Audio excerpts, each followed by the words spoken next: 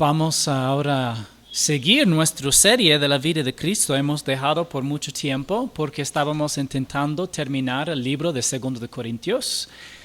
Y con bastante tristeza hemos ya terminado 2 de Corintios, pero no hemos dejado de leer el libro. Espero que todos los años volvemos a leer cada uno de los libros del Nuevo Testamento para encontrar aliento y exhortación en las páginas de las Sagradas Escrituras.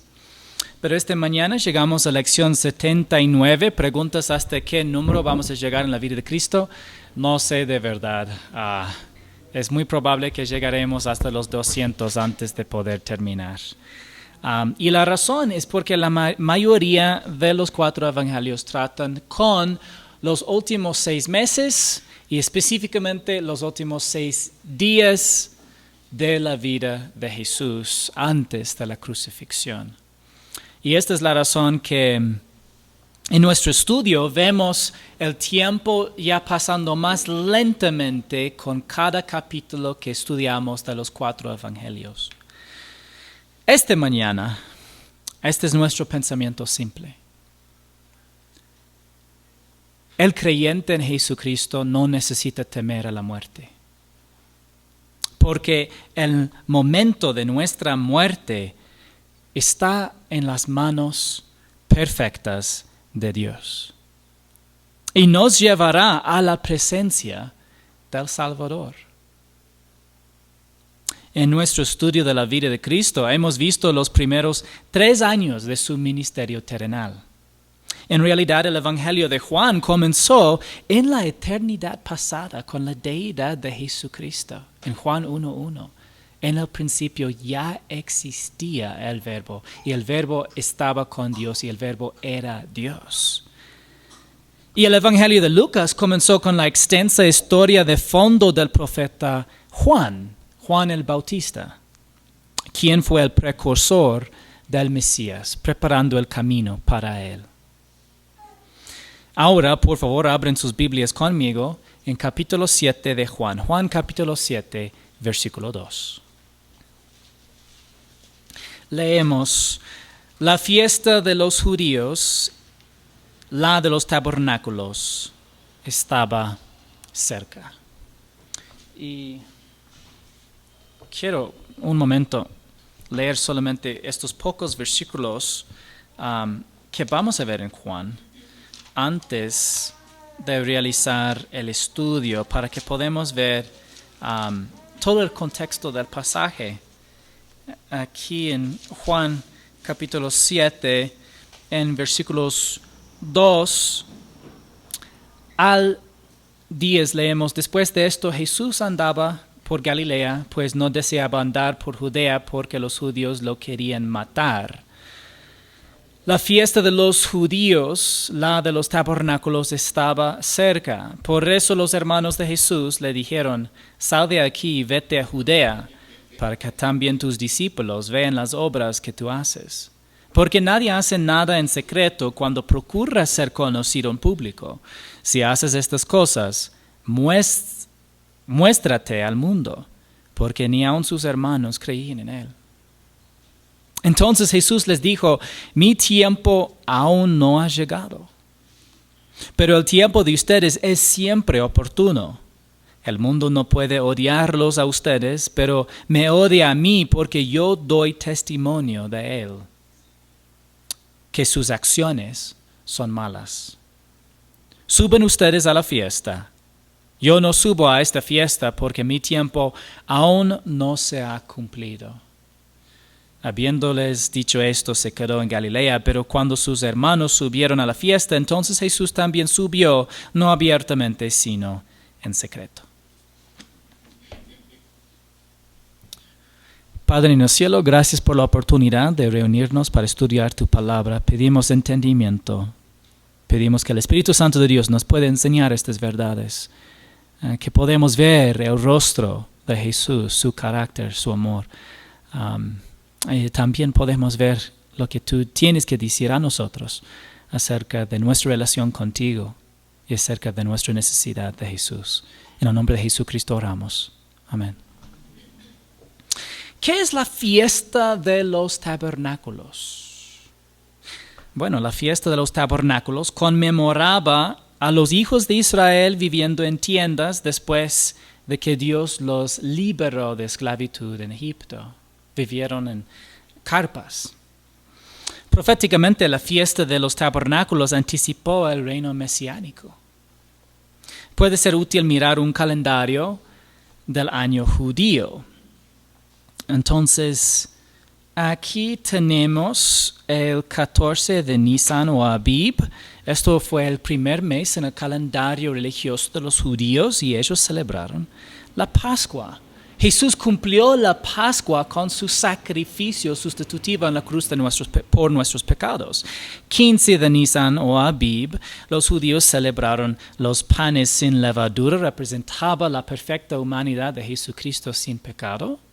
Él lo cumplió en su perfecta humanidad.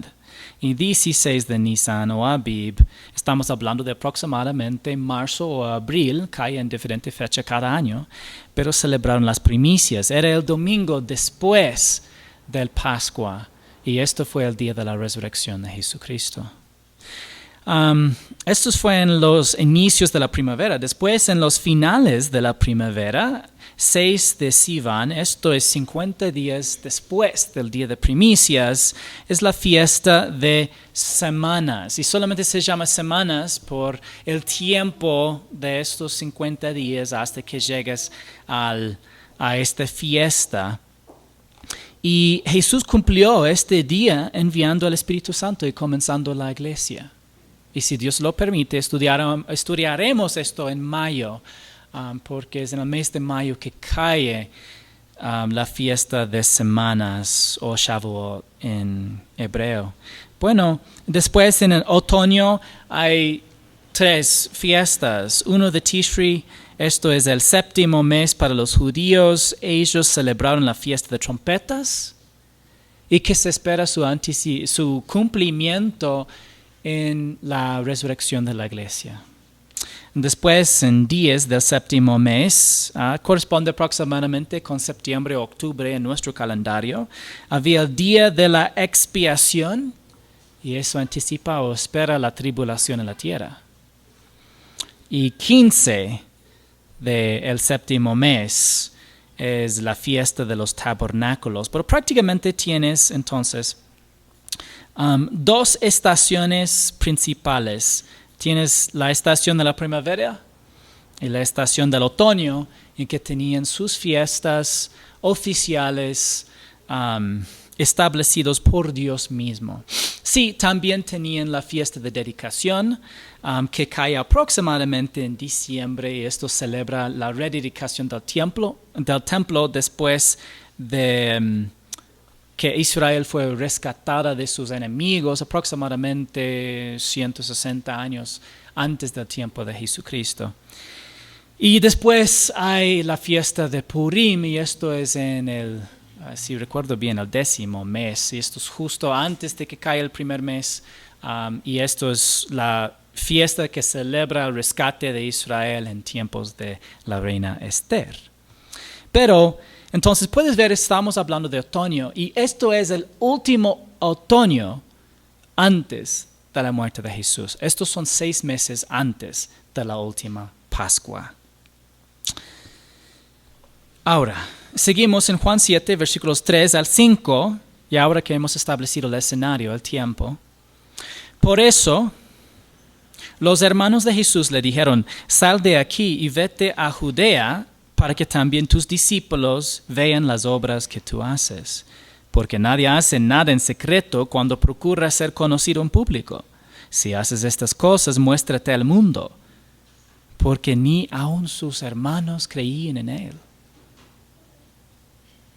Bueno, ¿quiénes eran los hermanos de Jesús? Examinamos algunas pistas en las Escrituras. Primero, los hermanos de Jesús no eran discípulos. ¿Cómo sabemos eso? Lucas dice que los discípulos acompañaron a Jesús a Judea en este viaje, como vamos a leer más despuesito en Lucas capítulo 9. Juan nos dice que los hermanos de Jesús no acompañaron a Jesús. Entonces, si comparamos, vemos, por lo tanto, que los hermanos de Jesús no eran sus discípulos porque sus discípulos lo acompañaron mediante Samaria para llegar a Judea. Segundo, Jesús usó el término hermano generalmente para referirse a compatriotas, parientes y creyentes. Eso sí es cierto. Pero cada vez que los autores de los 4 evangelios se refieren a un hermano o hermanos de cierta persona, el hermano es siempre un hermano literal de sangre. Entonces hay una diferencia. Jesús en sus predicaciones a veces hizo referencia a perdonar a tu hermano y estaba hablando de tu hermano en Cristo. A veces habló de no devolver mal a tu hermano si te golpea o alguna cosa así, hablando de tus compatriotas. ¿Ya? Pero esto cuando Jesús estaba hablando, entre comillas, era una citación de sus enseñanzas. A diferencia, los autores de los 4 evangelios, cuando ellos hablaron inspirados por el Espíritu Santo, en general, ellos limitaban referencia a hermanos de alguna persona a un hermano de sangre. Por ejemplo, el hermano de María, Lázaro, era literalmente su hermano, no era su primo. No era su compatriota, era su hermano. Y el hermano de Simón Pedro, Andrés, era su hermano de sangre, no su compatriota, no su hermano, aunque era su hermano en Cristo. Pero la énfasis cuando dice su hermano, estaba hablando de su hermano de sangre. Tercero, Juan, el autor del Evangelio de Juan, distinguió específicamente entre los discípulos de Jesús y sus hermanos. Anteriormente en su evangelio leemos esto en Juan 2:12. Después de esto Jesús bajó a Capernaum con su madre, sus hermanos y sus discípulos, pero no se quedaron ahí muchos días. Se ve que hizo una distinción entre sus hermanos y sus discípulos. Cuarto, Juan solo escribe sobre hermanos literales. Es muy interesante. Específicamente en el libro de Juan, en el evangelio de Juan, cuando él menciona a los hermanos, siempre es un hermano de sangre. Quinto, los residentes de Nazaret nombraron a hombres específicos como hermanos de Jesús. Leemos en Marcos 6:3. Hay también un pasaje en Mateo que también nombra a los hermanos. ¿No es este el carpintero, el hijo de María y hermano de Jacobo, José, Judas y Simón? ¿No están sus hermanas aquí con nosotros? Y se escandalizaban a causa de él. Los habitantes de Nazaret consideraban a Jacobo, José, Judas y Simón. Esto no es Simón Pedro, esto no es Judas Iscariote. Estos son otros Jacobo, José, Judas y Simón. Tienes que recordar que Judas realmente fue un nombre muy popular. ¿Y por qué? Judas simplemente es la forma griega de Judá, el nombre del tribu mediante el cual iba a nacer el Mesías. Entonces el nombre Judá era muy popular. Incluso también el nombre Jesús era también popular. ¿Ya? Es la razón que siempre le hacía referencia al nombre y al lugar de nacimiento y el padre. Era porque era la forma de distinguirse, porque si no, había algunos nombres muy populares. En este caso, Jacobo también era muy popular. Esto no es el mismo Jacobo, el hermano de Juan, tampoco. Y lamentablemente en español hay 2 diferentes nombres para Jacobo. Uno es Jacobo y otro es Santiago. Entonces cuando estás leyendo el libro de Santiago es el mismo Jacobo. ¿Ya? Pero solamente existe esta ocurrencia en español. En inglés no tenemos eso. Solamente es James, punto. Y no hay otro nombre para este personaje. La evidencia bíblica sugiere que Jesús tenía 4 medio hermanos menores, porque él era el primogénito. Y al menos 2 medias hermanas menores, que eran hijos y hijas de María y José. ¿Qué le dijeron los hermanos de Jesús? Tú dices, pastor, ¿por qué nos hizo tantos puntos para explicar todo esto? Porque la evidencia hay bastante en las Escrituras para demostrar quiénes fueron estos hermanos. Y es mejor que quedamos con lo que es lo más lógico y lo que se puede demostrar o comprobar comparando escritura con escritura. ¿Qué le dijeron los hermanos de Jesús? Sal de aquí y vete a Judea para que también tus discípulos vean las obras que tú haces. ¿Ya habían visto las obras de Jesús? Con 3 años de ministerio público, levantando al hijo muerto de la viuda de Naín, habiendo hecho tantos milagros en público, sanando persona tras persona, ¿había ya demostrado sus milagros? Sí. Pero ellos dicen su razón: cuando procura ser conocido en público, no hace nada en secreto. ¿Jesús ya procuró ser conocido en público o él estaba buscando presentarse públicamente? La respuesta es que no, aún no. En la entrada triunfal, ahí fue la primera vez que Jesús deliberadamente llamó atención a sí mismo. Deliberadamente dijo: tráeme este pollino para que yo pueda montarlo y entrar en Jerusalén de una forma que le hace a la gente hacer recuerdo o recordar de la entrada de Salomón cuando fue coronado como rey. Voy a hacer algo que cumple la profecía de Zacarías, aunque la gente no van a recordarlo. Pero ahí sí llamó atención a sí mismo, pero aún no lo hizo. ¿Por qué los hermanos de Jesús lo desafiaron de esta forma? Dice, porque aún sus hermanos, ¿qué? No creían en él. No creían en él. Ellos buscaron que Jesús hiciera su confrontación final con los líderes religiosos en Jerusalén, ya sea demostrando ser el Mesías y inaugurando el reino, o siendo desacreditado. Y lamentablemente lo que puede haber sido lo que ellos esperaban es que él fuera desacreditado públicamente. Si puedes imaginarlo por un momento, Jacobo, también conocido como Santiago, José, Judas, no Iscariote, y Simón, no Pedro. Pero estos 4 hermanos crecieron con un hermano mayor que era literalmente perfecto. Literalmente. Aquí hay algunos hermanos menores. Vamos a ver algunos hermanos menores. Yeah. Ahora no levanta la mano, pero tu hermano menor pareciera que siempre pensaba tener la razón. Muchos hermanos menores se sienten que sus hermanos mayores piensan siempre tener la razón. Jesús sí siempre tuvo la razón. No importa cuánto trataron de irritarlo, nunca reaccionó de manera inapropiada.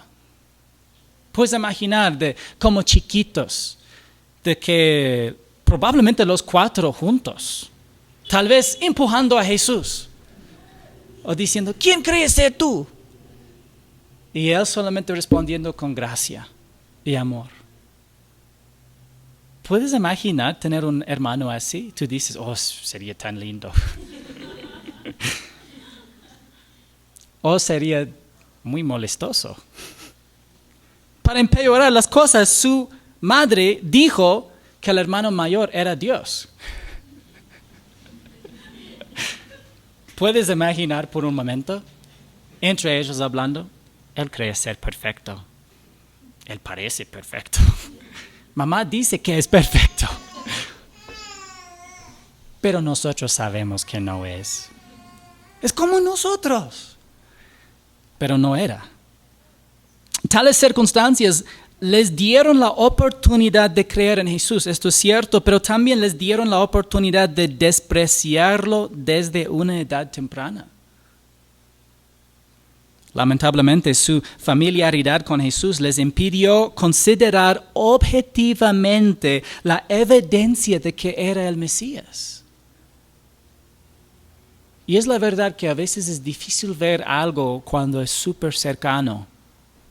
Y no estoy hablando de la vejez, cuando ya no puedes leer la letra chiquita. Estoy hablando de que las cosas cercanas a veces es difícil de ver con perspectiva. Es necesario tomar un paso atrás.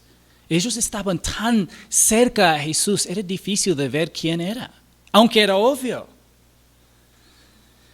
¿Cómo respondió Jesús?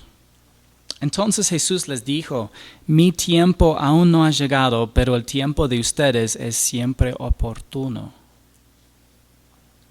El tiempo de Jesús, ¿para qué cosa aún no había llegado?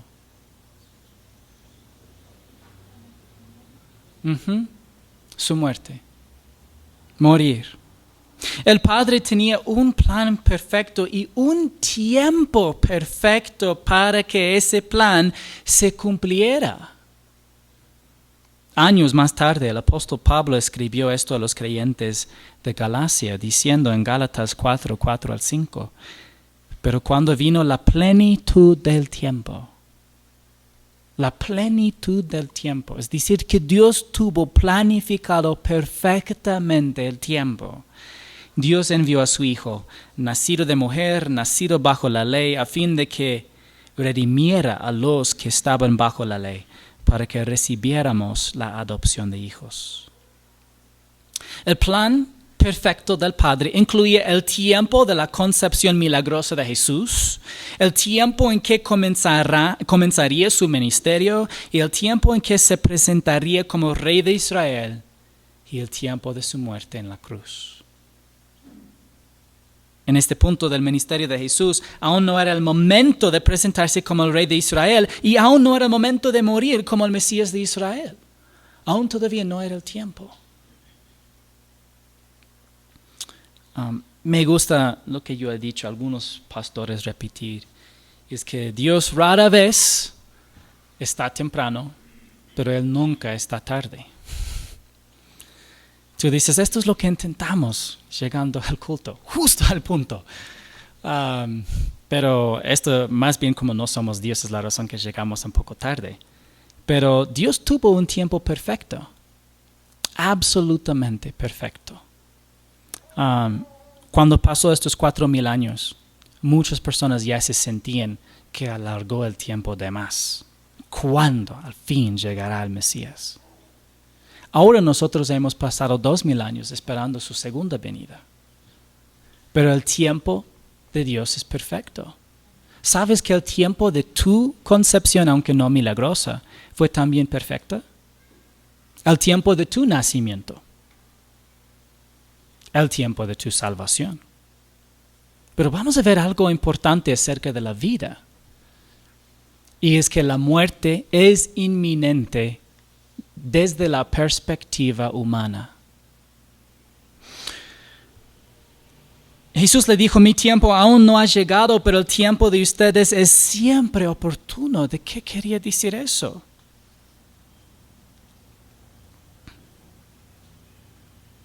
El momento de la muerte de Jesús sería solo 6 meses después de esta fiesta. En lugar de la fiesta de los tabernáculos, sería la fiesta de Pascua.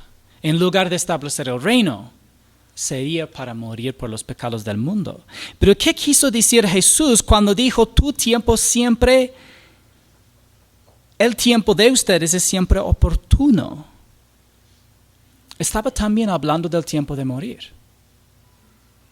Debido a que estas palabras eran para beneficio de ellos, es posible que ellos quisieron que Jesús muriera en la fiesta de tabernáculos después de haber sido expuesto abiertamente como un falso Mesías.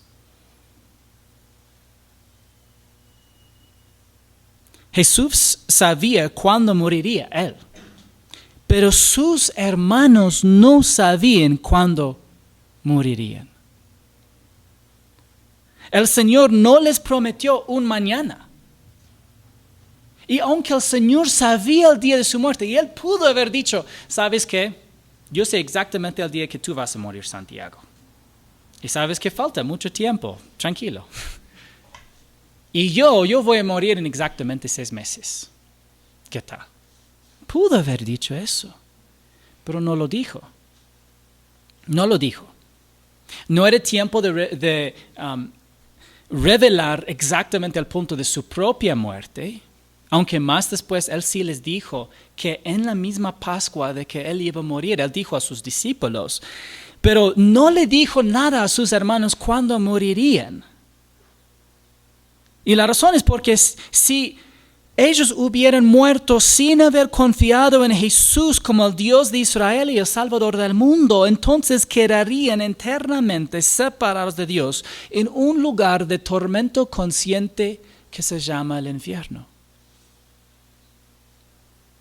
Los hermanos de Jesús estaban arriesgando la eternidad cada día que se negaban a creer en Él.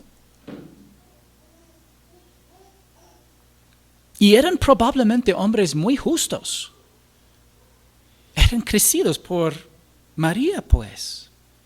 Una mujer que amaba la palabra de Dios y que le parafraseaba de memoria en momentos de regocijo o agradecimiento a Dios. Ellos eran crecidos por José, un hombre justo que amaba a Dios y estaba dispuesto a sacrificar todo por la voluntad de Dios. Estos hombres probablemente eran muy buenos, pero perdidos. Conocían mucha escritura, pero no conocían a su medio hermano. Como todos los hombres y mujeres, ellos nacieron pecadores. Heredaron la naturaleza pecaminosa de Adán y participaron en la condenación que resultó de la desobediencia al mandamiento de Dios por parte de Adán. A veces nos ofende pensar que nacemos condenados como resultado de un solo acto de desobediencia de un solo hombre, hasta que nos ponemos a prueba para ver cómo estamos a la altura de los mandamientos de Dios. Y descubrimos que también hemos quebrantado los mandamientos de Dios nosotros mismos. No solamente fue nuestro ancestro Adán, sino nosotros mismos también. Desde nuestros corazones,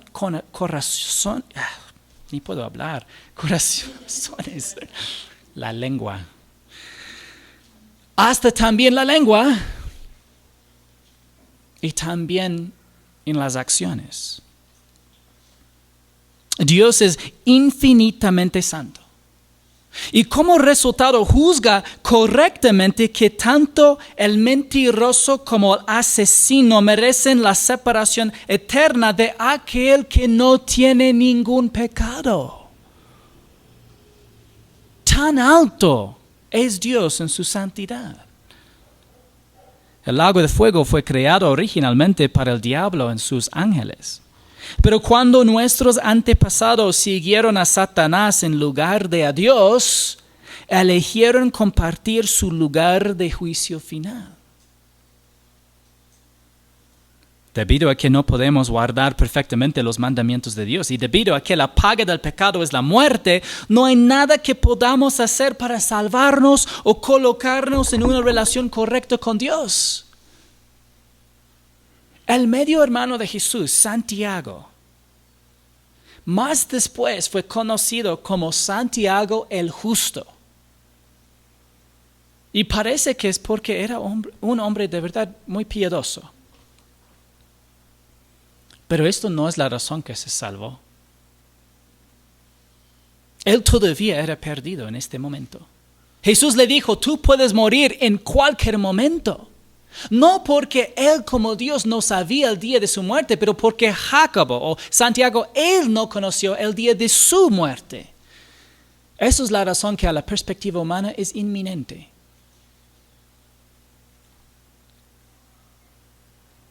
Y Santiago no pudo salvarse, por tan bueno que era. No le salvó su familia. Él también hijo de María, con su esposo José. Medio hermano de Jesús, ¿esto le debería dar algún crédito para entrar en el cielo? No, nada.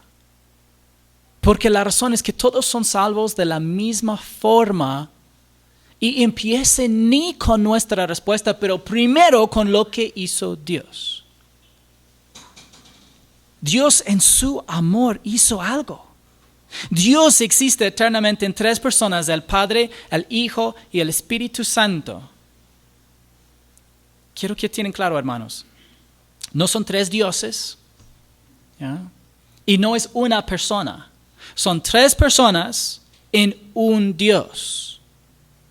El Padre envió al Hijo que se hizo completamente humano por un milagro obrado por el Espíritu Santo cuando la Virgen María concebió a su Hijo primogénito. Era absolutamente milagroso.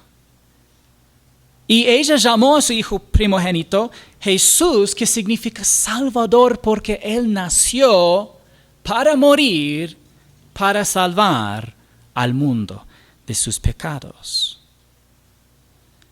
Él siguió siendo completamente Dios, pero también se hizo completamente hombre para morir la muerte que nosotros merecemos.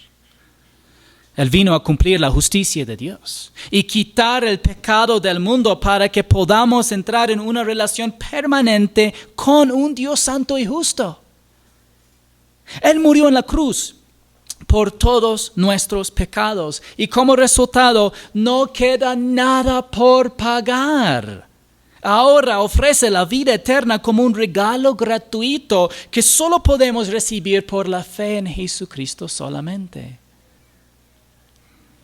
Aunque Jesús aún no había muerto en la cruz cuando advirtió a sus hermanos sobre la inminencia de la muerte, aún podrían salvarse mediante la fe en Él. Tan cierta era el plan de Dios y confiable que de antemano Dios sí regeneró y salvó a todos los que creían en esta persona y promesa de redención de Dios antes de la muerte de Jesús en la cruz. Si bien Dios sabe exactamente cuándo moriremos, nosotros no. Por lo tanto, hoy debemos responder al mensaje de las buenas nuevas de Dios por fe. El apóstol Pablo escribió a los Corintios diciendo, pues él dice, 2 Corintios 6:2, en el tiempo propicio te escuché y en el día de salvación te socorrí. ¿Qué es la aplicación? Pero ahora es el tiempo propicio, ahora es el día de salvación.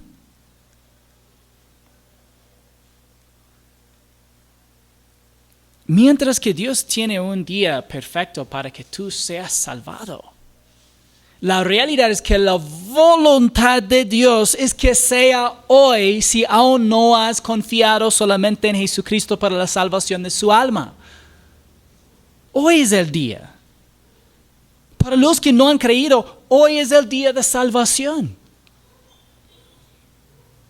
Nosotros no debemos pensar y preguntar, ¿puede ser que tal vez hoy no fuera el día que Dios quiere que sea salvado mi vecino? Tal vez sea mañana. No estoy tan cierto. Entonces voy a orar y preguntar, ¿cuál día quiere que sea salvado? Y si no escucho una voz del cielo o no veo algún dedo en las nubes, entonces voy a esperar. ¿Ya? Hoy es el día, hermanos. No es necesario preguntar. Hoy es el día, no esperes hasta mañana. Ni les puedo explicar la tristeza y dolor que sentí cuando un señor que estaba muriendo de cáncer. Yo tuve escrito en mis listas de prioridades de visitarlo y día tras día yo traté como si no fuera el día. Y murió. Y puede ser que fue salvo, puede ser que no fue salvo. Pero la única razón que yo tengo duda es porque yo no traté el día de salvación como hoy.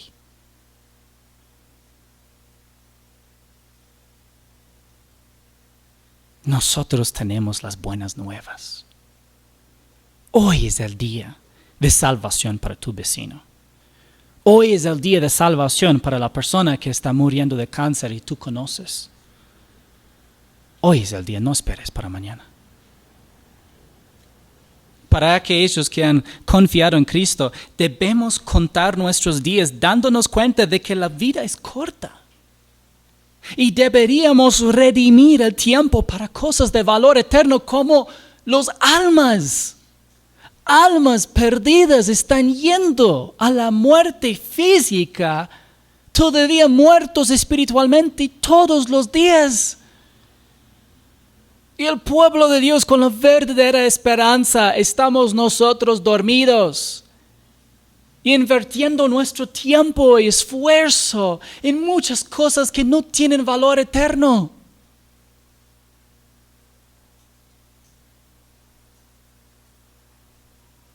Podemos recibir la compasión de Jesús en nuestro corazón.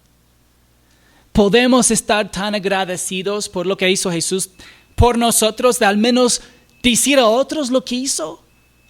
Podemos creer la realidad de la inminencia de la muerte, dicho por Jesús de sus propios labios, para nosotros también compartir esta verdad con otros, para que sean salvados.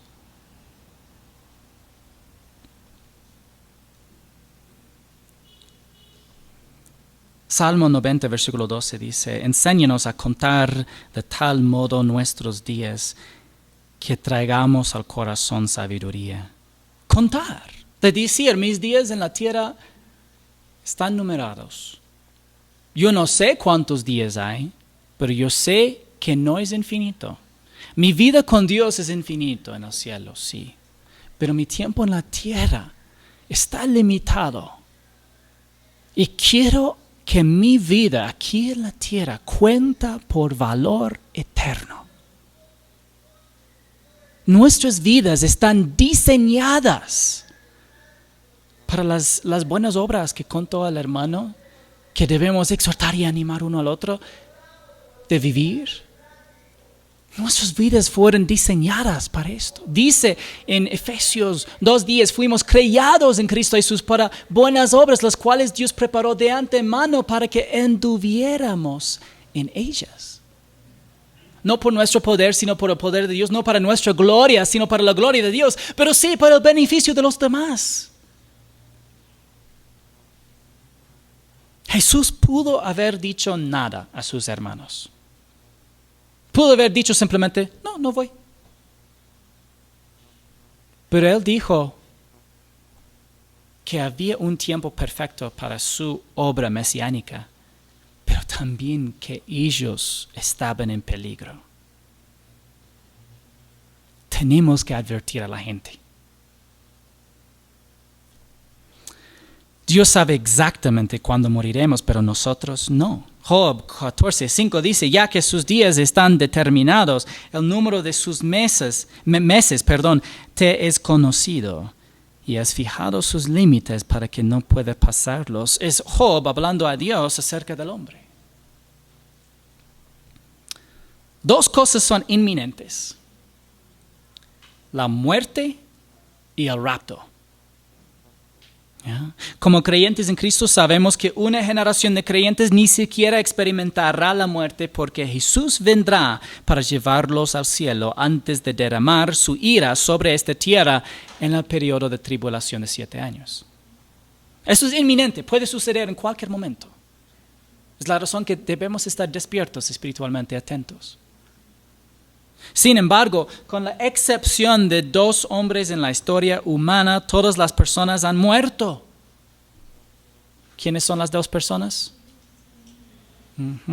Elías y Enoc. No experimentaron la muerte física, mientras que aproximadamente dicen, aunque no sé cómo sacaron ese número, pero 1,000 millones de personas, o 100,000 millones de personas han vivido y muerto. Y a menos que vivamos en la generación del rapto, nosotros moriremos también. Es parte de la vida en un mundo que sufre la maldición del pecado. Eclesiastes 3, 1 al 8, no voy a leer todo, tal vez puedes leer después, pero dice, hay un tiempo señalado para todo, y hay un tiempo para cada suceso bajo el cielo. Tiempo de nacer y tiempo de morir.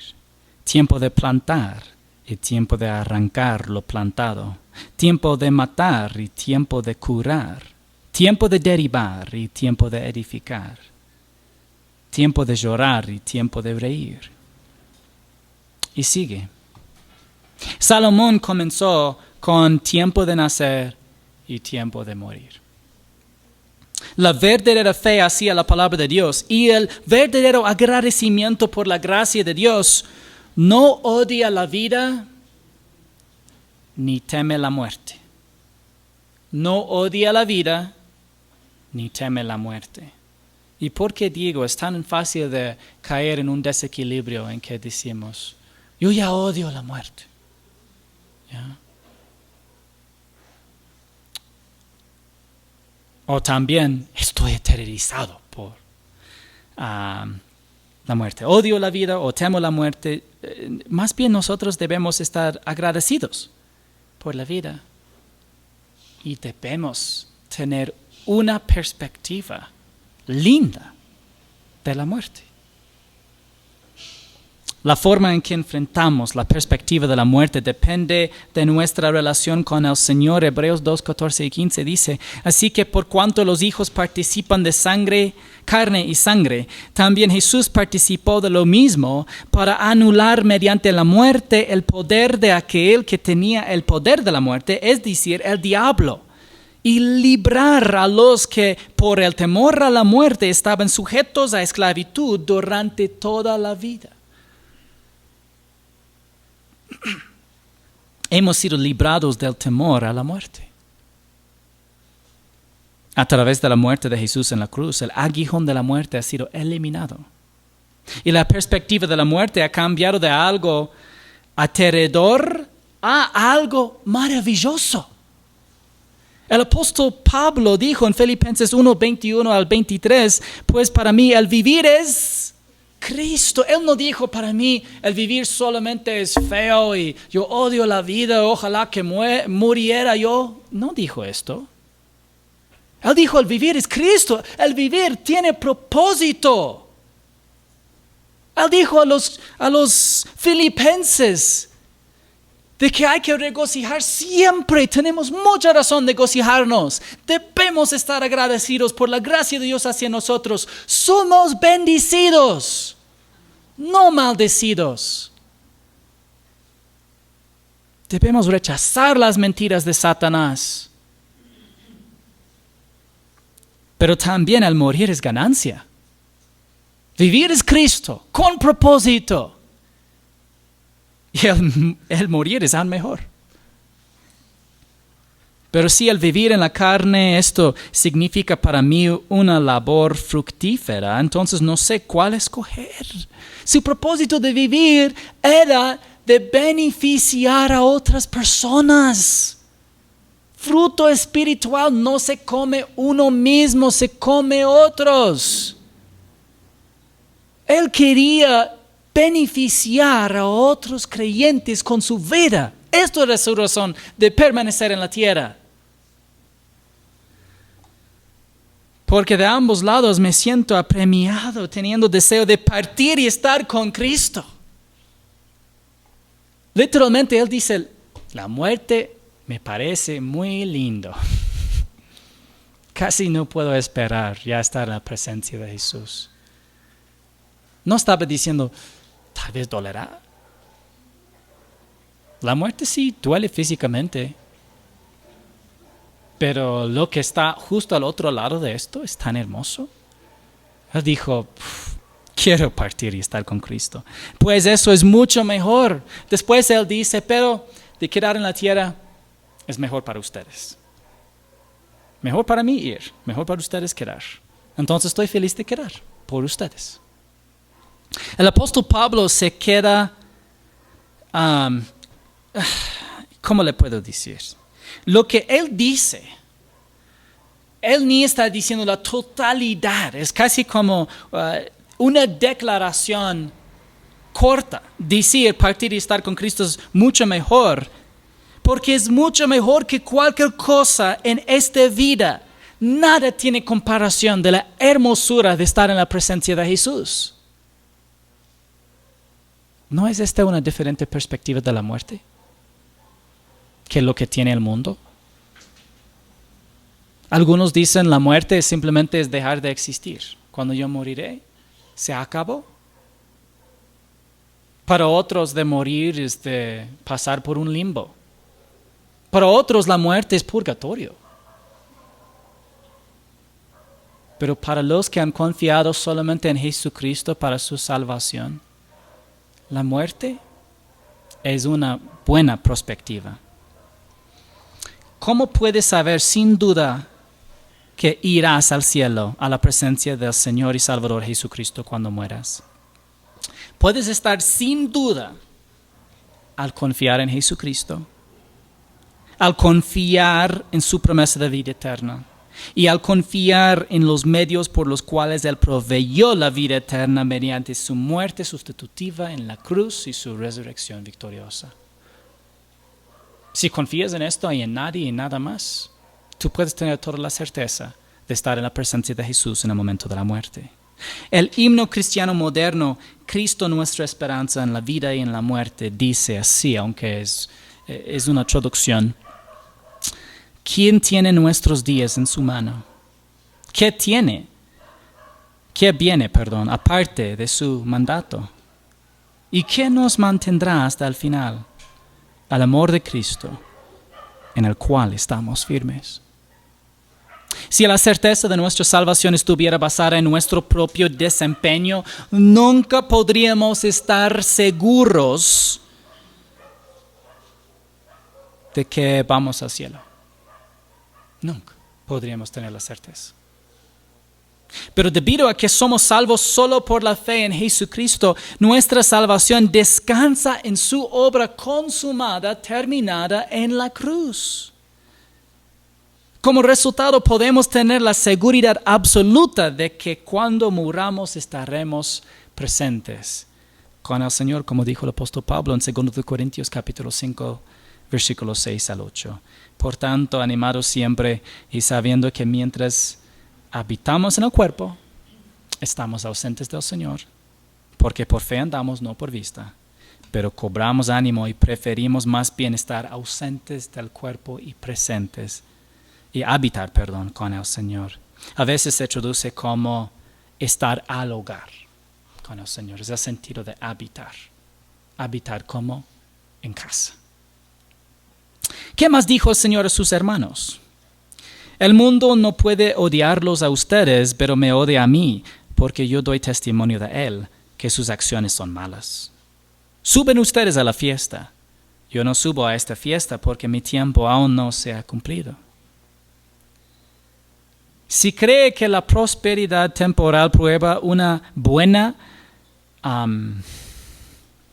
buen estado espiritual con Dios, está equivocado. Satanás no se opone a los incrédulos ni a los creyentes que están fuera de la voluntad de Dios. Dios, en sus propósitos soberanos, puede permitir que Satanás prospere a un creyente que ha rechazado su perfecta voluntad. Y Dios a menudo permite que los incrédulos prosperen. Y no estoy diciendo que esto siempre es el caso, pero sí estoy diciendo que no deberías pensar, estoy bien con Dios porque estoy bien con el mundo. Estoy bien con Dios porque he sido prosperado. ¿Por qué pensaría así? Los hermanos de Jesús no corrían ningún peligro en la fiesta de Jerusalén porque eran incrédulos. Jesús, sin embargo, enfrentó la amenaza constante de muerte, no solo por parte de los líderes religiosos, sino también de multitudes emocionales que fácilmente podían ser influenciadas para hacer el mal.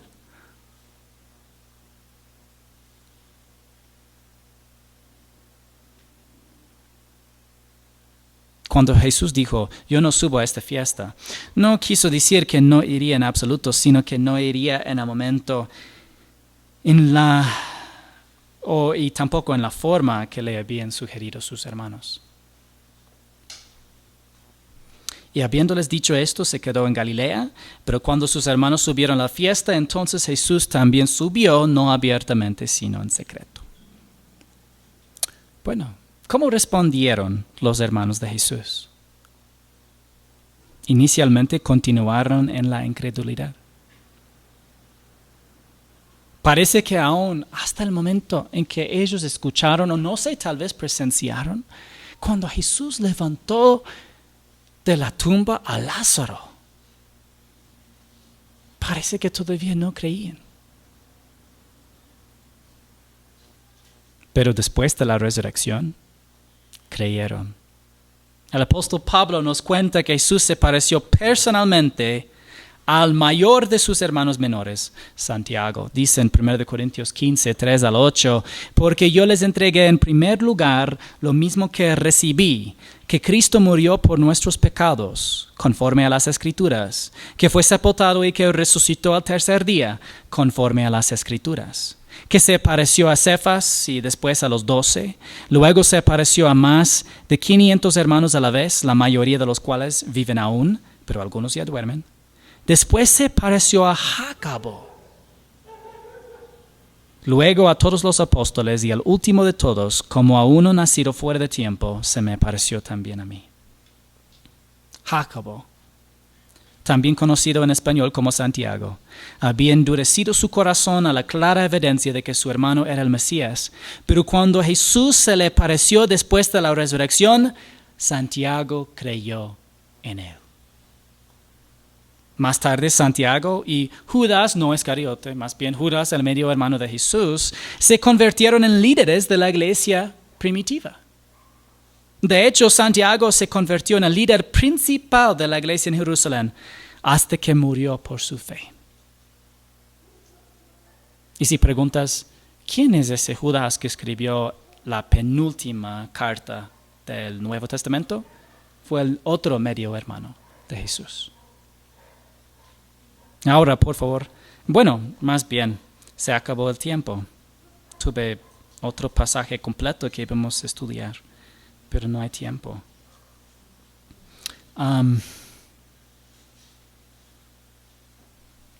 Los hermanos del Señor no sabían cuándo iban a morir, y nosotros tampoco.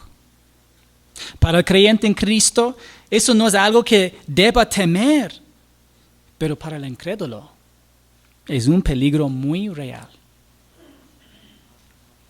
Para cualquiera que haya confiado en Jesucristo para la salvación eterna, que hoy